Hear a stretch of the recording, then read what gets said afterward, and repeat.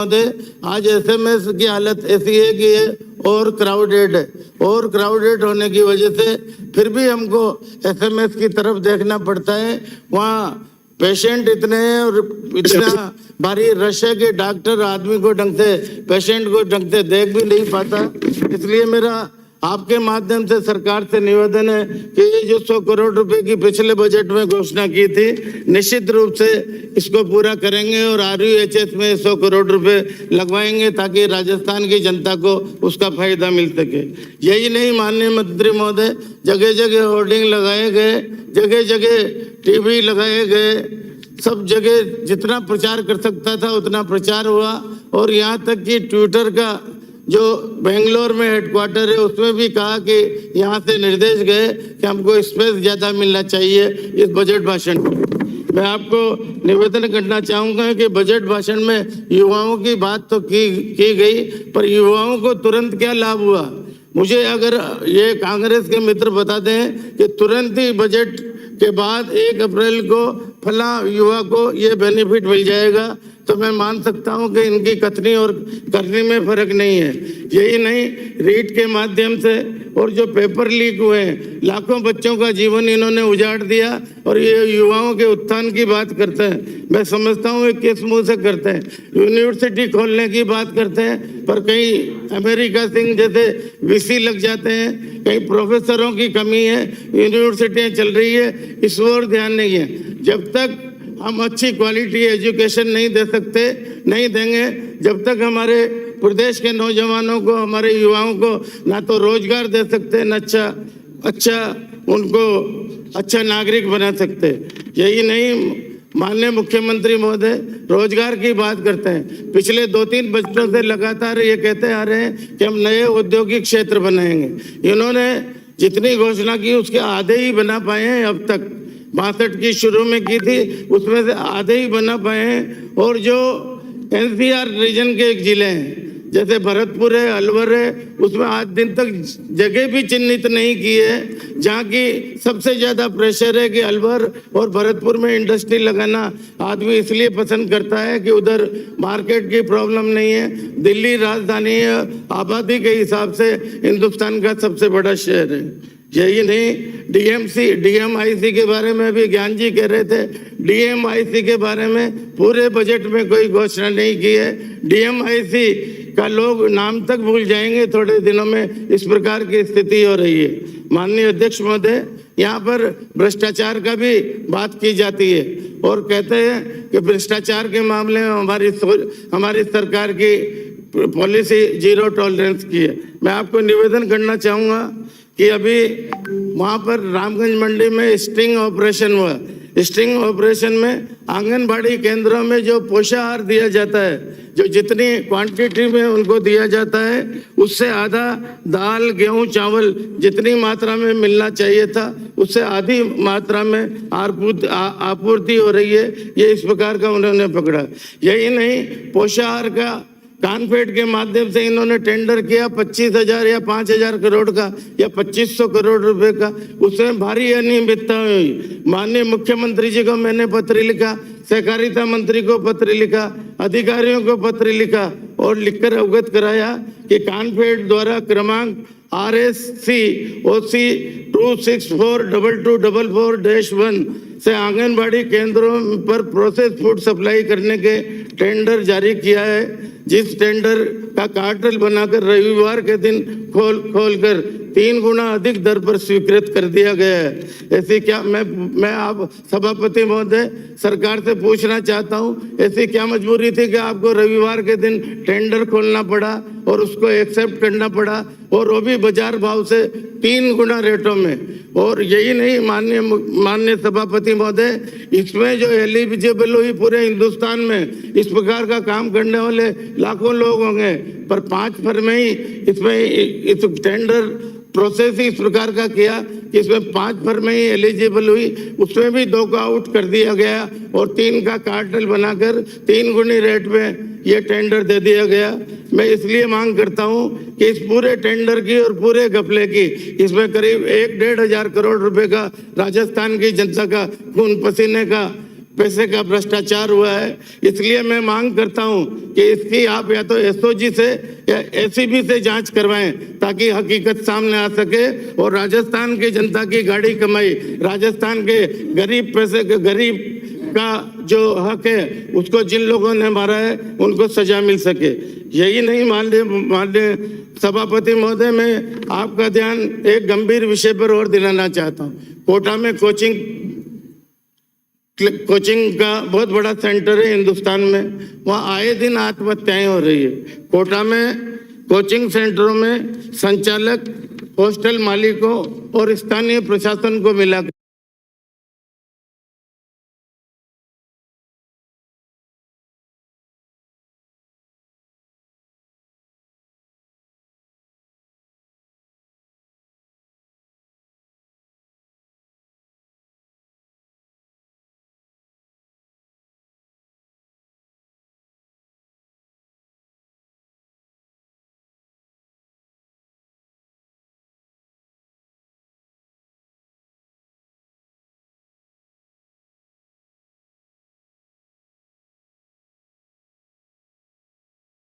वो लड़को एकाएक वो कहता नहीं है। उम्मीद है कि सरकार इस ड्रग के मामले को बहुत ही गंभीरता से लेगी। ये हमारे नौजवानों से जुड़ा हुआ मामला है और बजट भी माननीय मुख्यमंत्री जी ने युवाओं को समर्पित किया है, इसलिए इस पर विशेष रूप से ध्यान देंगे।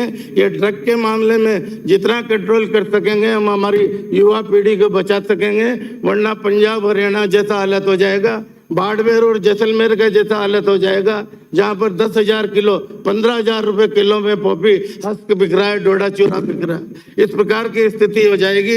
इसलिए मेरा निवेदन है कि अभी शुरुआत है, अगर अभी से हमने रोक लगाने के प्रयास किए और ये छात्र छात्राओं का जो शारीरिक शोषण हो रहा है, कई प्रकार की गुंडागिर्दी हो रही है, इनको अगर आपने रोका तो निश्चित रूप से मैं समझता हूं कि आपने युवाओं के बारे में कुछ विचार, अच्छे विचार रखते हो।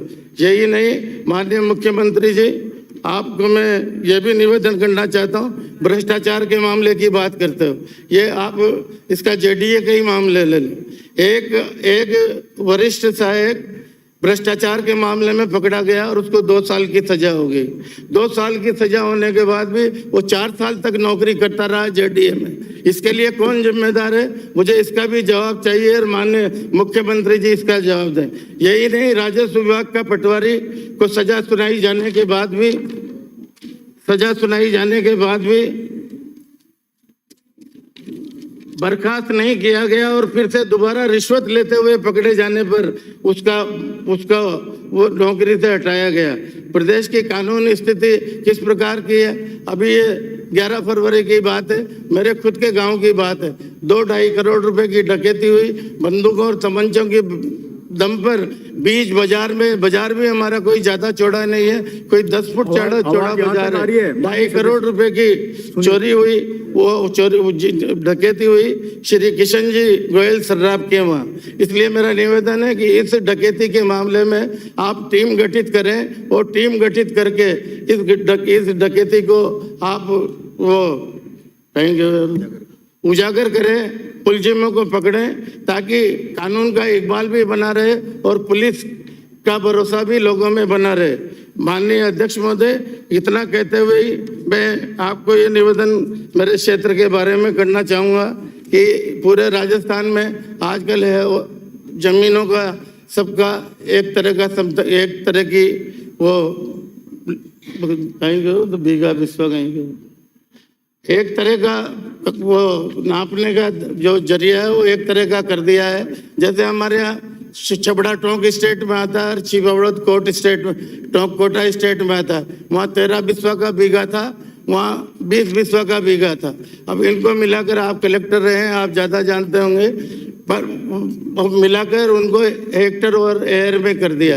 ऑनलाइन करने की वजह से राजस्थान के कई गाँवों में लोगों को कहीं जमाबंदी नहीं मिली, कहीं इंतकाल नहीं खिला, कहीं और काम नहीं हुआ, 1-1, 1.5 साल हो गए हैं। पर मेरा निवेदन है कि छिबड़ो को तो ऑनलाइन कर दिया गया है, पर मिस्टेक्स की वजह से कहीं गलत नाम दर्ज हो गया है, कहीं गलत जमीन चढ़ गई, इस प्रकार की कई गलतियां हैं, इसलिए किसानों को परेशानी आ रही है। तो इसको सरकार, राजस्व मंत्री यहाँ पर बैठे हैं, सरकार इसको संज्ञान में ले और छबड़ा जो 2 साल से अभी तक ऑनलाइन नहीं हुआ है उसको तुरंत ऑनलाइन कराएं, ताकि वहाँ के लोगों की भी परेशानी मिटाएं। आज बेटा बाप के नाम जमीन नहीं कर सकता, बाप बेटे के नाम जमीन नहीं कर सकता, इस प्रकार की स्थिति बनी हुई है। इसलिए मेरा निवेदन है, लेकिन लैंड रिकॉर्ड तो माननीय सदस्य, लैंड रिकॉर्ड तो सारा हेक्टेयर्स में ही है, उसमें नहीं हेक्टर और एयर कर दिया ना साहब, बिस्वा खत्म कर दिया। हेक्टेयर्स में है तो वो समाज नहीं, हमारे यहाँ बीघा चलता है साहब, अभी भी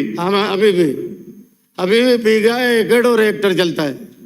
माननीय मंत्री महोदय बैठे हैं, देख लें।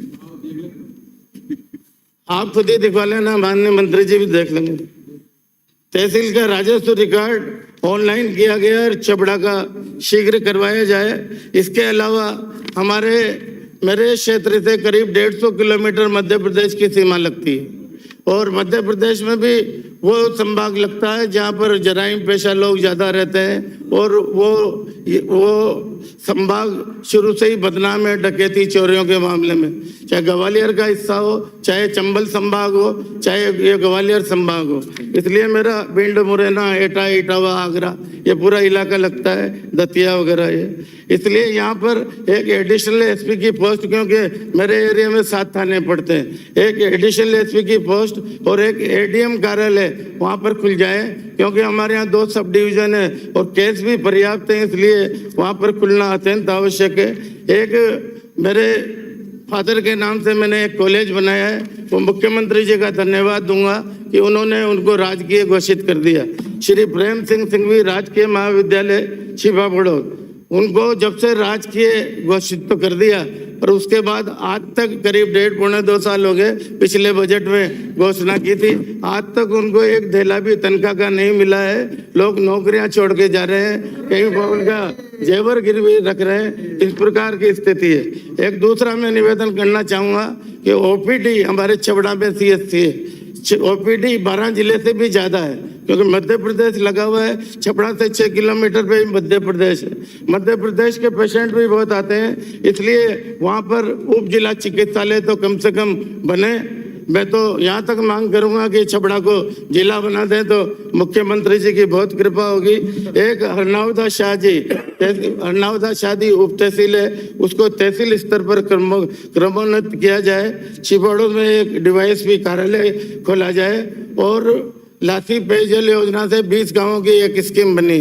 लासी अभी चल रही है, एग्जिस्टिंग वो स्कीम है, उसको 20 गांवों की एक स्कीम और बनी।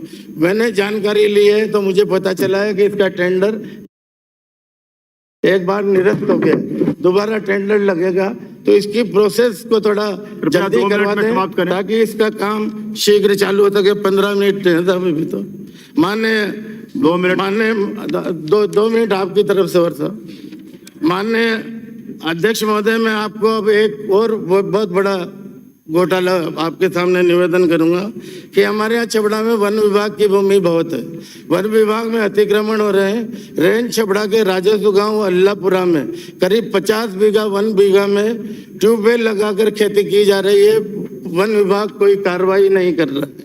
इसी प्रकार से ककरवा गांव में, जो भी छबड़ा रेंज में आता है, 120 बीघा में से सागवान काटा और मध्य प्रदेश की सीमा में होने के बाद, जैसा लोग कहते हैं और सुनते हैं, गुना में मध्य प्रदेश में, क्योंकि वहाँ पर पारदी, सांसी, कंजर यही जाति रहते हैं, इधर से वो इलेक्ट्रिक आरी से पेड़ काटते हैं, नदी में डाल देते हैं, वो ले जाते हैं। 120 बीघा में 2-2, 3-3 फुट मोटा सागवान का ओरिजिनल पेड़ काट देना, करीब 5 करोड़ रुपए का उन्होंने घपला करके, चोरी करके ये सागवान बेचा है और 120 बीघा जमीन में खेती की जा रही है। मैं समझता हूँ ये भी बहुत बड़ा घपला है। आँख के नीचे छबड़ा से 5 किलोमीटर दूर जहाँ रेंज ऑफिसर बैठता है, 60 किलोमीटर दूर जहाँ डीएफओ बैठता है, छिपा बड़ौद में एसीएफ बैठता है, फिर इस प्रकार की फॉरेस्ट की चोरी किस प्रकार से हो रही है, फॉरेस्ट किस प्रकार से कट रहा है। यहाँ आए दिन हम पर्यावरण की बात करते हैं, हम आए दिन दूसरी बात करते हैं कि पर्यावरण बचाओ, ये करो वो करो। विश्व के लोग धन्यवाद चिंतित माननीय हैं सदस्य, कि पर्यावरण के लिए होना चाहिए, पर पर्यावरण के नाम पर ये जो घपले हो रहे हैं, इनको मैं समझता हूँ आप शीघ्रता से रोकेंगे। और जो इसको जुड़े हुए लोग हैं, मुझे जानकारी मिली है कि इनको बचाया जा रहा है, इनको बचाया नहीं जाए, इनको सजा दी जाए ताकि दूसरा कोई हिम्मत नहीं कर सके। और बहुत भी धन्यवाद माननीय सदस्य। अच्छा, एक और बात है, एक मिनट और देता साहब। एक हमारे यहाँ पूरे राजस्थान में दो बिरादरी है, एक तो कंगी साज और दूसरी चांडाल। ये बहुत ही बुरा शब्द लगता है बोलने में, और इस समाज के लोग मांग करते हैं कि कंगी साज की जगह तो हमको गवारिया लिख दिया जाए और चांडाल की जगह चिडार लिख दिया जाए। इसमें कोई बड़ी बात नहीं है, नोटिफिकेशन जारी करना पड़ेगा और ये काम हो जाएगा। जो उनको शर्मिंदगी महसूस होती है, जो उनके जात को नाम में कौन बिरादरी के चंडालान कहूँ, हमारी बोली में बोलते हैं। अब चंडाल कहते ही बुरा सा लगता है, इसलिए मेरा निवेदन है कि ये कंगी साजे खाके गिरा। जो कंगियां जो पहले औरतें जुआ निकालती थी, वो जरा जरा सी कंगी होती थी, उसको कंगी साज बोलते हैं। ऐसे ही वो उसको गवारिया बोल दो, गवारिया कर दो, और चंडालों को चिडार कर दो। इतना कहते हुए जैसे मैंने पहले कहा था, ये भी शेर में आपको उसका दुष्यंत कुमार जी का सुनाते हुए अपनी बात को समाप्त करता हूं। उसके पहले एक निवेदन और करना चाहूंगा माननीय और ये हमारे पक्ष के